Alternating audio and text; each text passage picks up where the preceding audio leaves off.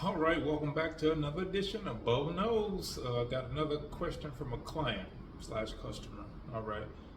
This lady says, I know people who ate junk food their entire lives and they live to be 90. Doesn't that prove that food really is not important?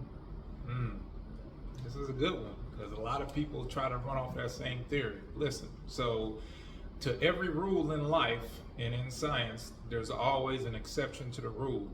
But if you want to put your life in the hands of being an exception to a 90% rule, who am I to tell you otherwise?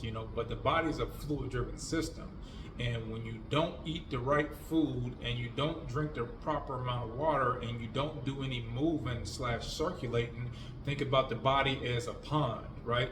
If the body's a pond, then a pond, like you put stuff in a pond, or you fish in a little small pond. If the body's a pond and you dump like a bunch of sugar in that pond, when you check the contents of that pond, you're gonna have a high content of sugar in that pond, right? If that body is a river, is a flowing river, you put a whole bunch of sugar in that flowing river, you're gonna have less of a content of sugar in that flowing river compared to that pond. The pond is more dry, stagnant. The river is a flowing river. You see what I'm saying?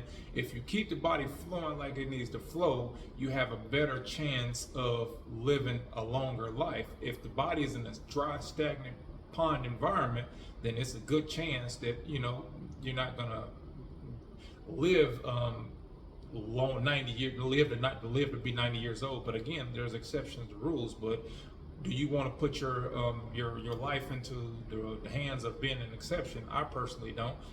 So it's always best to understand that the body's a fluid-driven system. Make sure you put the body in balance, and the body will take care of you. All right. Make sure you like, follow, subscribe for more.